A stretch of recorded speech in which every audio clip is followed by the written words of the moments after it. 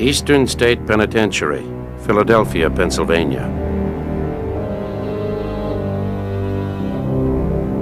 Today, this massive structure stands as a terrifying monument to one of man's first attempts at the humane punishment of criminals. When it opened nearly 170 years ago, it was hailed throughout the world as an architectural marvel and a model for prison reform.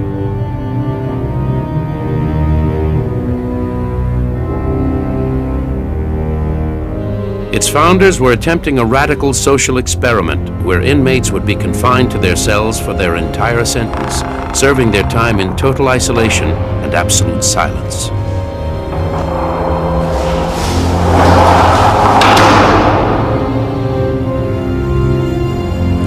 The sinners would be left only with the Bible and their inner thoughts, free to return to their innate goodness. And from this goal of penitence, the word penitentiary was born.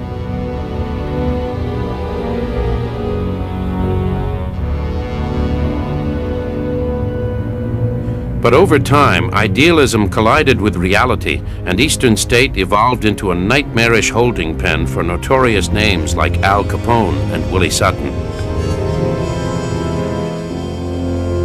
It became the scene of daring escapes, bloody riots, and gruesome murders.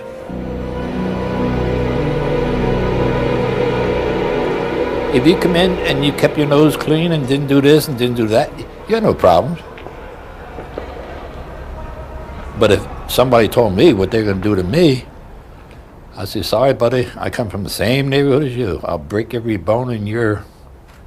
And I meant it.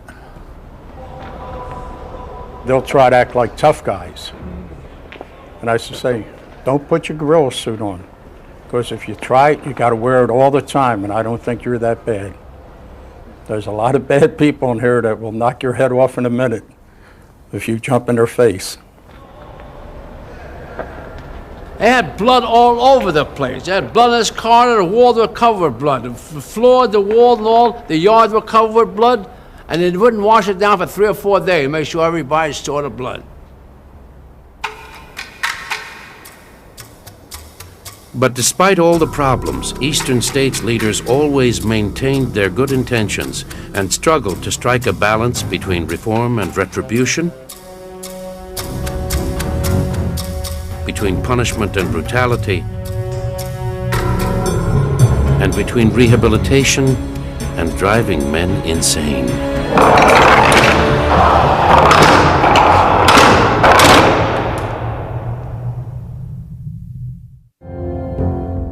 The humane punishment of criminals. Until the 1700s, the concept was of little concern. Punishment of lawbreakers usually consisted of public humiliation, banishment, mutilation, torture, or the gallows. The idea of serving time as punishment had not yet been developed. Jails were filthy holding pens for criminals waiting to be tried or to receive their punishment. All types of criminals were thrown together in these dungeons, making jails schools for vice, where petty criminals learned from the hardened inmates. Little provision was made for the care and feeding of convicts, and disease was rampant. Typhus, or jail fever, was a common killer of prisoners. When these prisoners were brought to court, they infected juries and judges and the police. And so there was quite a bit of alarm. And the thrust now was to clean up the prisons. The man often called the father of prison reform is the Englishman John Howard. In the 1770s, he toured Europe's jails and called for cleaning up the prisons. He concluded that it is essential for all prisoners to have separate rooms for hours of thoughtfulness and reflection. However, while inspecting a jail in Russia, Howard too contracted jail fever and died in 1790. In America, the Pennsylvania Quakers were at the forefront of prison reform.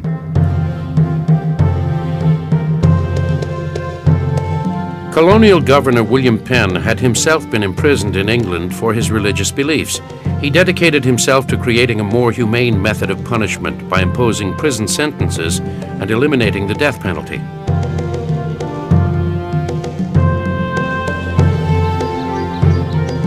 In 1776, a group of prominent Pennsylvania citizens founded the Philadelphia Society for Alleviating the Miseries of Public Prisons. Members included such influential leaders as Benjamin Franklin and Dr. Benjamin Rush. They studied John Howard and espoused the Quaker ideal of man's innate goodness. They felt that total solitude combined with labor and religious study would reform prisoners. They lobbied for the construction of a large new penitentiary designed and built specifically to carry out this experimental philosophy. The request for proposals went out, and this was a competition for a $100 prize to design the Eastern State Penitentiary. And it finally came down to two architects, William Strickland and John Haviland. And the younger, lesser-known architect, John Haviland, won the commission and got the $100 prize for his design. Haviland's blueprint called for 250 cells arranged in 7 cell blocks. These hallways would be built as spokes radiating from a central hub. This floor plan would provide a convenient viewing area to keep watch on the entire prison.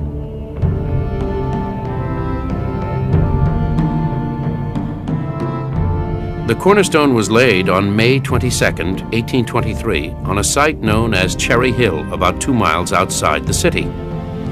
The project would take 13 years to complete, but when it was finished, the prison would stand as the largest public structure in the United States. By the 1820 standards, Eastern State Penitentiary is absolutely massive. It's nearly 11 acres on the inside of the walls. The outside walls are half a mile around. They are 30 feet high and 8 feet thick at the base. And so this was said to be the most expensive building in the United States at the time that it opened, at a cost of $770,000. On October 25, 1829, while many of the cell blocks were still under construction, inmate number 1 was led to his cell. He was an 18-year-old farmer by the name of Charles Williams, sentenced to 2 years for stealing a $20 watch, a $3 gold seal, and a gold key. Eastern State's founders were unwavering in their commitment to the humanity and effectiveness of their methods and adopted painstaking measures to ensure the isolation of the prisoners.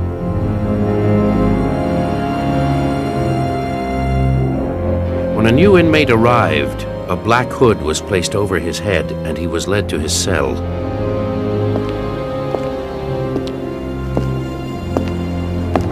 The hood prevented the convict from knowing the prison's layout and kept him from seeing or being seen by other inmates. Once locked in the cell, he remained there for the duration of his sentence.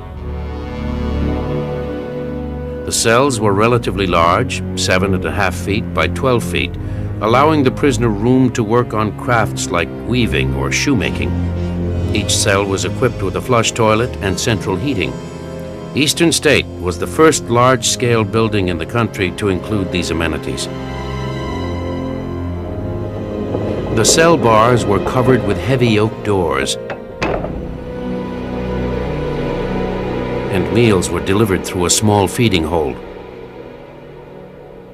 Each cell had a tiny skylight for ventilation, and, weather permitting, the inmate could exercise for 1 hour a day in an outdoor yard adjoining his cell. Absolute silence was to be maintained. Prisoners would receive no letters or family visits, and they were to speak only with religious or vocational counselors. The precautions taken to assure silence were extreme.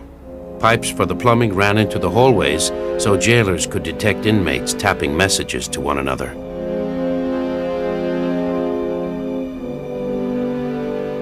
Guards were instructed to wear socks over their shoes to keep their footsteps muffled, and the food carts all had leather padding on their wheels. The jailers only allowed inmates to exercise in alternate yards, so there could never be communication with the prisoners in the next cells.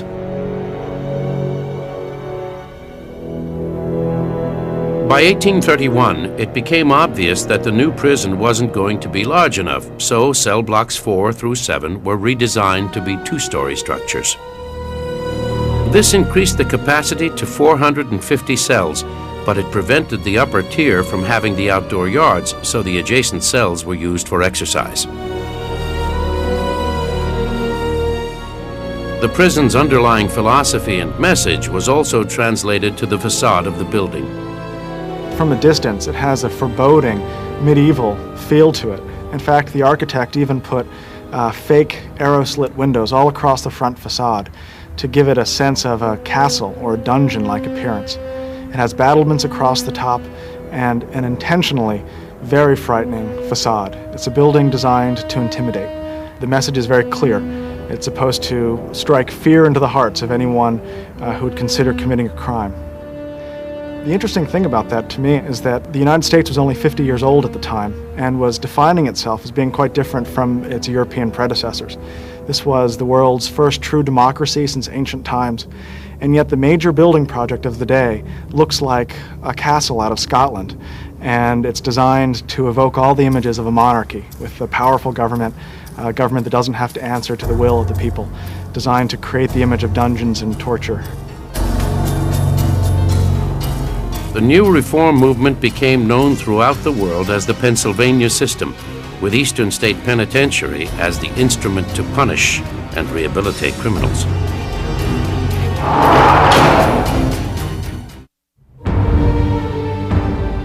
During the first 4 years of operation, more than 200 inmates were admitted to Eastern State. The most common offenses were larceny, burglary, and horse theft.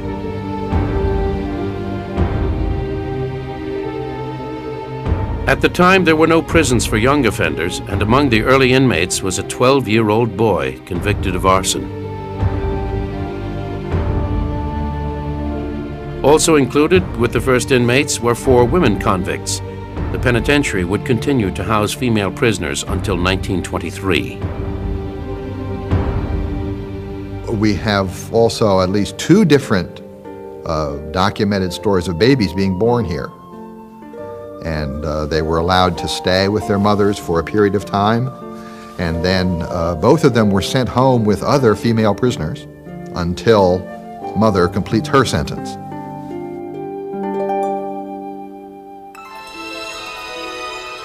The remarkable new prison soon became one of Philadelphia's most popular tourist attractions, eclipsing even Independence Hall.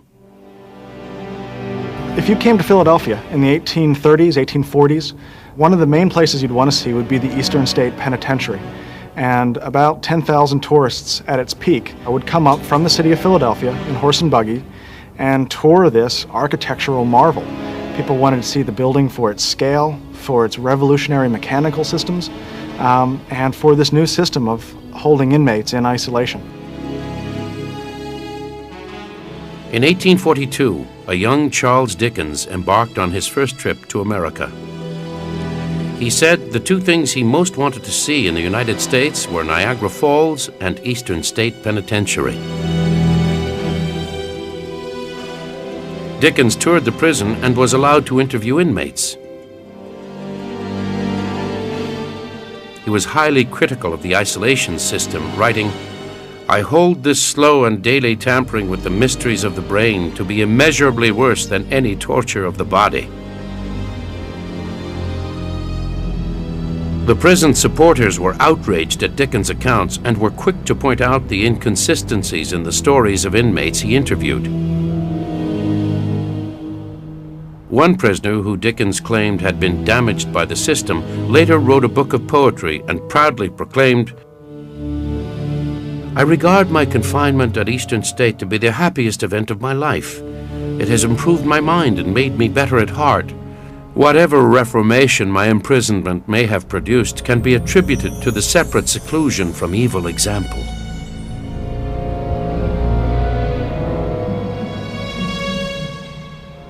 But in reality, there were serious problems with the Pennsylvania system.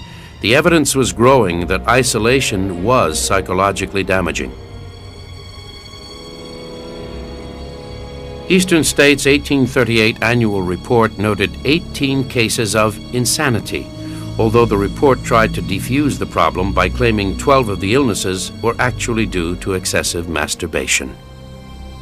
At the time the prison opened, the medical profession in Europe and in this country were very concerned about the long-term effects of masturbation, or self-abuse as they tended to call it. They thought it has very, very serious consequences. And the guards used all their ingenuity to catch inmates in the act. In practice, the purity of the Pennsylvania system was virtually impossible to maintain. Many inmates were out of their cells working in construction and maintenance as kitchen help and even as servants for the warden. In 1832, one of the warden's waiters, William Hamilton, became the first escapee. One night, that inmate got the warden's bed sheets, tied them together in a rope, gathered up the warden's silverware, threw his rope over the wall, and escaped. He was caught a few days later, given his job as servant back again by the warden. A few weeks later, he did the exact same thing, escaped again with the bed sheets over the wall and the warden's silverware again. He was also caught that time too. The prison was also rocked with scandal from the start.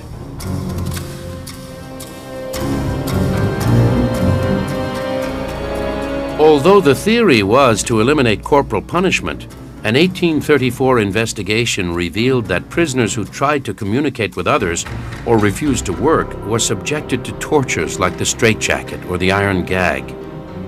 Inmate Matthias McCumsey was accidentally strangled to death by this torture device.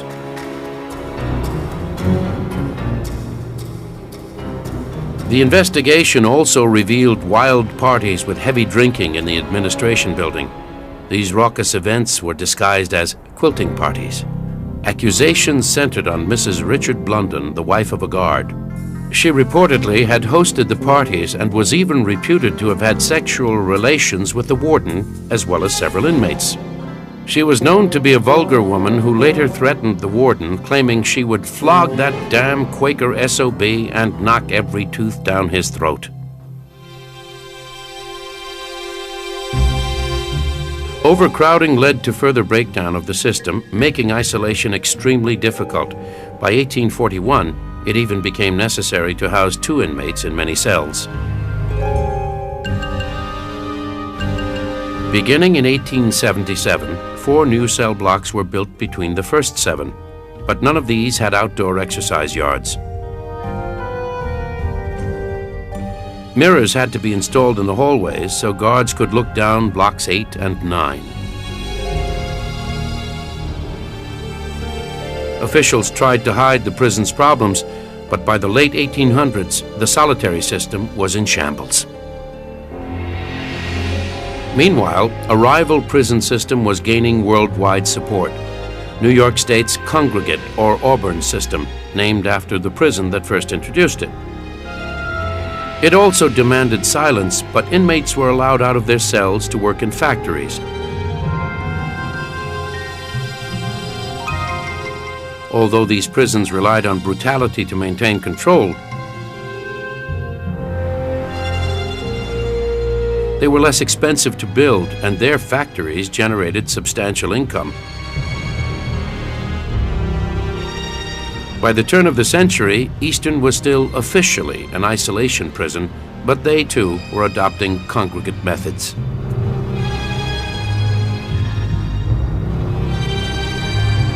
In 1905, a factory building was squeezed in between cell blocks 5 and 6.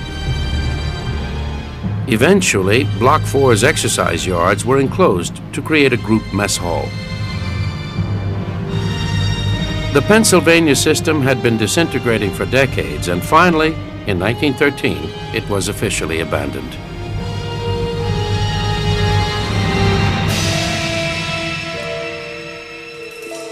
But for the prisoners who took part in this grand experiment, the effects proved to be both negative and positive. things that were wrong with the prisons at the time: disorder, riots, victimization, selling contraband. All these things were dealt with. If you were in a cell by yourself, you couldn't be attacked by inmates. You couldn't buy contraband. So in that respect, I think the prison was successful. In terms of sending out people who are reformed, this prison probably didn't do much better than other prisons at the time.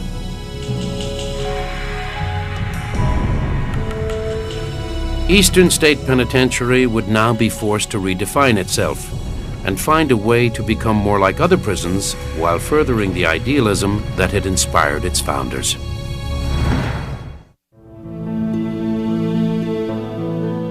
The first decades of the 20th century began a new era in American prison reform. Eastern State now placed its focus on the psychological well-being of inmates and group programs to aid in inmate rehabilitation. Isolation was used only as punishment, with rule breakers thrown in the hole, more properly known as solitary confinement. Inmate activities now included classroom study and library visits.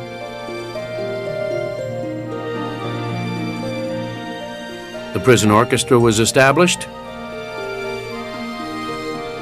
and for the first time, religious study was allowed outside the cells.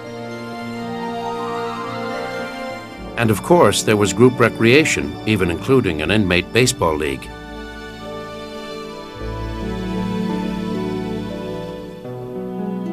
However, the inmate newspaper named The Umpire warned the prisoners not to abuse their newfound privileges. A 1913 article urged them not to make too much noise at the baseball games because neighbors outside the walls might think they were having too much fun in prison.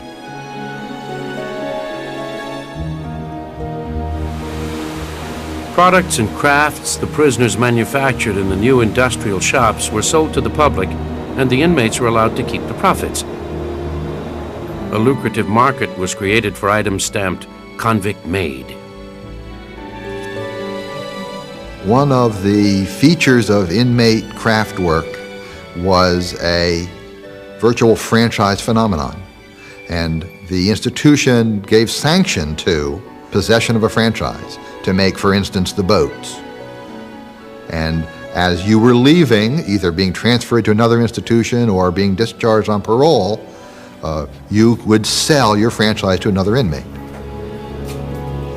When the institution was first audited by the state, the inmate who handled the furniture shop in 1927, I believe it was, made more money than the warden did. The warden's salary at that time was about $8,000, and this inmate made more than $20,000.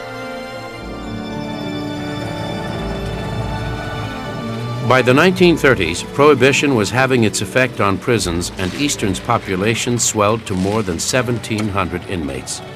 The number one offense was murder, and by now, the felon population included only one horse thief. Certainly, Eastern State's most unusual inmate was admitted in 1924. His name was Pep the dog. Reportedly, Pep killed Governor Gifford Pinchot's cat. The governor and his wife were so incensed that the governor used his power as the chief magistrate of the state, as well as the chief executive, to sentence this dog to life imprisonment. And we have his admission photograph.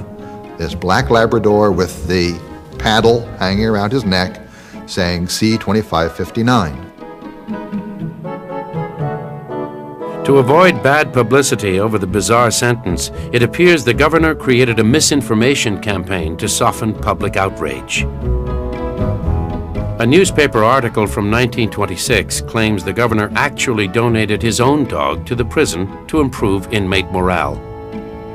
So we don't know what the real story is, but what I can tell you from personal investigation is that Pep's number is skipped in the official roster of admissions. In 1929, Eastern State's most infamous criminal was admitted, the notorious Chicago gangster Al Capone. Reportedly, Capone arranged to have himself arrested to hide out in prison after the St. Valentine's Day massacre. He and his bodyguard, Frank Klein, were picked up on a concealed weapons charge and sentenced to a year in prison. At Eastern State, they received unusually special treatment. Capone and Klein were given neighboring cells in an open area of the prison called Park Avenue. These were large cells with 2 skylights each. Reportedly, Capone's door was rarely locked. He was even allowed to decorate his cell with expensive amenities. As far as we know, no one ever took a photograph of Capone's cell. However, a journalist from the Philadelphia Public Ledger came in and wrote a story about Capone's cell. And he describes Capone's oil paintings on the walls, and antique furniture, and a large oriental rug on the floor, and a cabinet radio. And Capone liked to sit in the cell and listen to waltzes on his radio while he was here. We know from prison records that he donated funds to the athletic department, bought team uniforms. At one point, at a boxing match out in the yard, he and the warden appeared together in the ring, and the warden thanked him for all of his generosity. On December 21st, 1929, Al Capone was released to return to Chicago and the crime empire he had left behind. Like all prisons, Eastern State had to deal with numerous escape attempts. During the 20th century, breakouts became more and more frequent, with new construction creating new hiding places. The most infamous was an elaborate tunnel escape in April of 1945. This breakout is often credited as the work of the flamboyant bank robber and escape artist Willie Sutton. Willie Sutton, in his time, was a major celebrity. He was called the Gentleman Bandit. He was also known as Willie the Actor. His mode of operation for robbing banks was to go in, often in disguise, often as a policeman, and then rob the bank. But the real mastermind behind this escape was a small-time thief named Clarence Kleindienst. Kleindienst was the complete opposite of Sutton. He was a shy man who stuttered. A stonemason by trade, he became a trusted worker on the prison maintenance team. He was allowed tools and wheelbarrows for his job of repairing the aging plaster and brickwork. Step 1 in his daring plan was a transfer to cell block 7. And at the end of cell block 7 is cell 68. Now, he got himself transferred down to cell 68 to fix it up, because at that point it was still a workroom or a storage room. Now, cell 68 is the closest cell to the outside walls in the entire prison. He had the idea that he was going to escape from Eastern State Penitentiary by digging a tunnel. Clarence Kleindienst went right into the wall right here. Now, originally these were all plaster walls. And what Kleindienst did as he was replastering the wall was he created a plaster hatchway right here, roughly in the dimensions of this concrete slab right here. And he had it arranged so that he could cover the seams with a mixture of Vaseline and dirt so they blended in very nicely. He also had a little hook that he was able to insert into the wall to pull it out. And then he would just set the panel aside and start to work. Now, while Kleindienst was underground working on his tunnel, he needed to look like he was actually up here in the cell. And that's where William Russell, his cellmate, helped him out a lot. William Russell was kind of an artist and did a very realistic-looking bust of Clarence Kleindienst. Now, at night, while Kleindienst was underground in the tunnel, the bunk was right here. What Russell would do is put Kleindienst's head on a pillow, stuff some other pillows in there, and make the blankets look as if somebody was sleeping in there. Then Russell would sit on his bunk over here and talk to the fake Kleindienst, as if there were actually 2 men in the cell. So guards walking by outside would glance in here, they'd see a figure in this bed, they'd see a figure in this bed, and there was a conversation happening, and they'd just keep on walking as if everything looked normal. Kleindienst got rid of the stone by dispersing it among his projects around the prison, while his cellmate trickled earth down the toilet.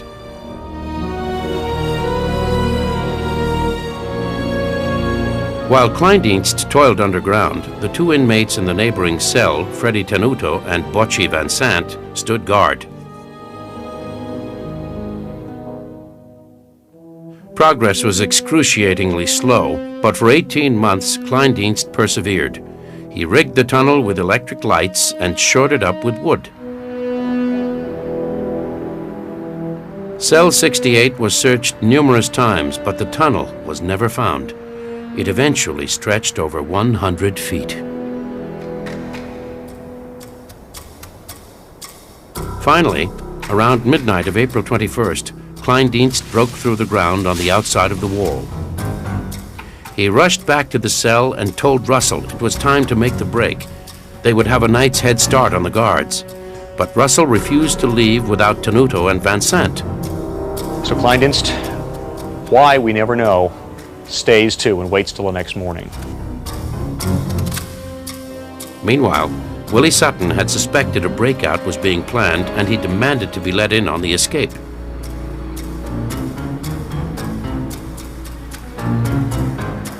The next morning at 7 a.m., Kleindienst and his team, as well as Sutton and several others who also learned of the tunnel, emerged on a crowded Philadelphia street.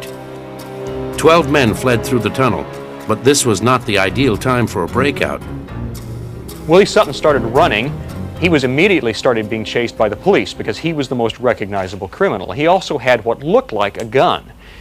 During the time when he was in Eastern State, he had carved a very realistic-looking .45 automatic, and he had that with him. So the police went after him. A short gun battle ensued in which Willie Sutton can't fire back, so he gives up. Willie Sutton was the first one caught after 15 minutes.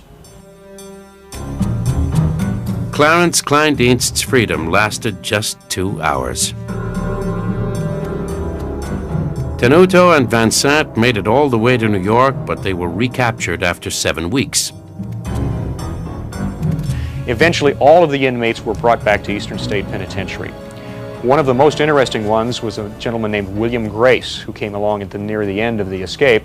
Now, Grace didn't have any place to go. He didn't know Philadelphia very well, so he was hiding out in Fairmount Park, stealing newspapers off of people's stoops and milk to stay alive.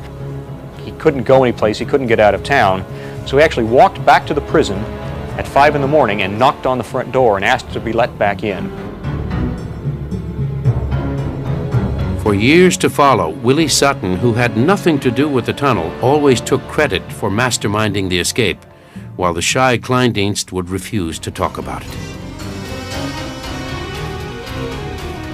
Sadly for Clarence Kleindienst, at the time of the escape, he had just 6 months left on his sentence. After he was captured, they added another 15 years.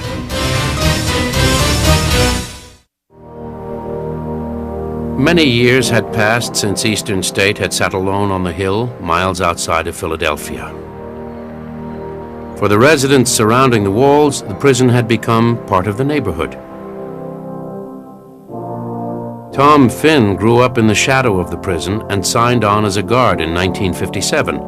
Many of the inmates he guarded were once his neighbors. When I come in, there was 9 guys that I knew that I either knew them or I run with their older brothers. But one thing I made clear, ask for nothing and you get nothing. I told them, I didn't put you in here, you put yourself in. I leave after 8 hours. We used to call the cell block officers by their first names, and they didn't resent it. And they knew our family problems, they knew everything about it. They knew us personally, as a result, they gave us a lot of leeway. For the people who worked here, the prison always felt different from other institutions, more humane, more respectful.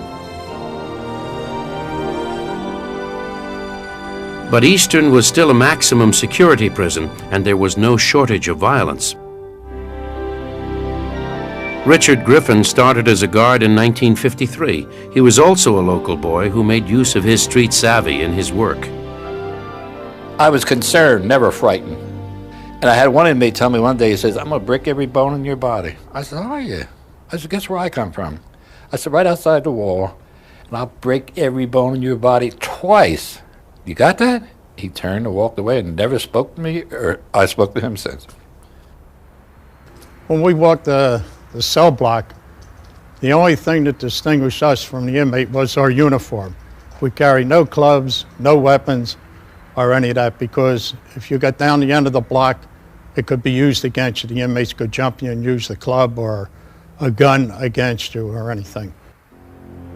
These are only some of the items that was confiscated. This here is a piece of steel sharpened down, but anything that was a knife or anything resembling that was always what they called a shank. This is a pair of scissors that was separated and taped to do some good damage. And the case is made out of a belt that they had for their pants.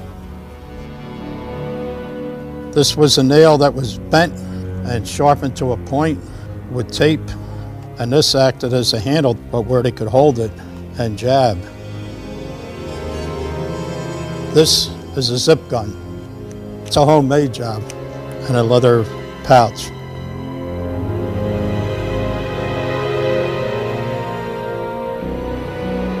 The most dramatic episode of inmate violence came in a 1961 riot when prisoners took control of the rotunda, stabbing a guard and holding 16 men hostage. That happened on 8 Block. A guy wanted to pass a guitar to another inmate. Any officer opened up the cell, being a nice guy, to let the guitar in, and they pushed him in the cell, took the keys off him, and started opening all their buddies' cells. And then they just stormed the center. State troopers were sent in to crush the uprising. State troopers were terrific. That's the way I'll put that. They didn't take no lip, no nothing. I was here. I was on 8 Block at the time. The troopers were extremely rough. They can remember they had the batons this long, and they were cracking heads, and indiscriminately. Anybody out of the cell was considered in a riot. They had blood all over the place. They had blood in this corner, the walls were covered with blood. The floor, the wall, and all, the yards were covered with blood, and they wouldn't wash it down for 3 or 4 days to make sure everybody saw the blood. As a lesson, just what happens.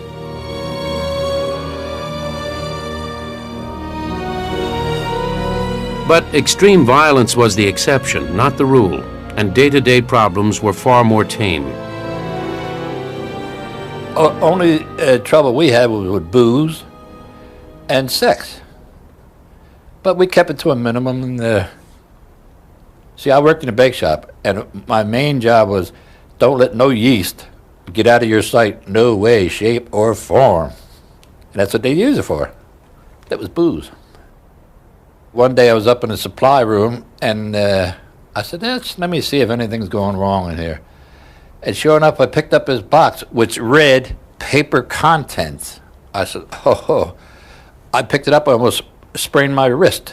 It was about 40 pounds. And here it was 40 gallons of wine. Best wine in the world. They used to put lye in it. Oh, yeah.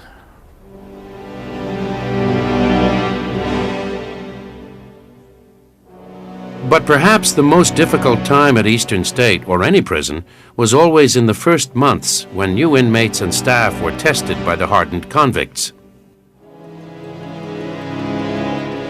Dick Fulmer was a 22-year-old social worker, and Eastern was his first prison experience. I was tested after 3 months here, and I was told that the inmate in the very last cell wanted to talk to me. So I walked back to the very last cell. I said, "You wanted to see me?" And he came up to the door and said, very quietly, in prison language, which I won't use, he said, "I want to have anal intercourse with you." And I went, blah, blah, blah, blah, blah, blah, and I got out of there. And all the way out from the very last cell, everybody knew what had happened, what had somebody said to me. So it was always, woo, look at that walk. Hee, chicky, chicky, chicky, come on over here. You know, I'm next kind of thing. I was red as a beet and I was dying. I went straight to my supervisor. I said, do you know what happened to me? And I was in a panic. He said, Dick, there are 2 things you have to do right now. First is you have to realize that you're big and you're ugly, and it's taken them 3 months to get around to you. Were you better looking, they'd have gotten you the first week. Second is you got to go back there right now. You don't have to do anything, just show your face. Because if you don't go back there right now, you can never go back again, and you'll have to quit. You won't be effective in your job. So I went back. I have no recollection of going back. I don't know how far I went. I was just there. I'm sure it was just zip-zop. Let me out of here. But it was a test. The correctional system has yet to settle on a definition for humane punishment. Perhaps, ultimately, the inmates must define it for themselves. I read something years ago, I must have been a boy when I read this.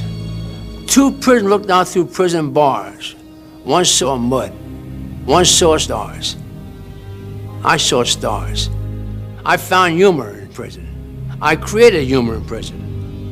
I didn't walk around and hang dog, look, I'm in here, they caught me, I'm here, I'll pay my price. But I'm not gonna bitch about it. They done their job, I done what I had to do, they done their job.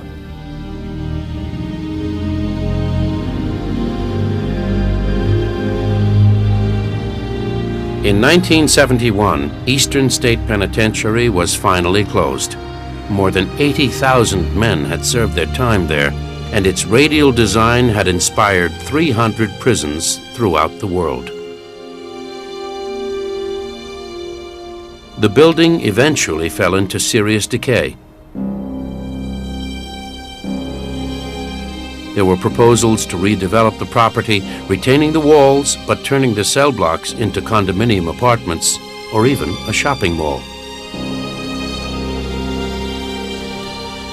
Ultimately, the prison was declared an historic monument, and today it is a thriving tourist attraction drawing over 20,000 visitors a year. They tour the cell blocks, they visit art exhibits,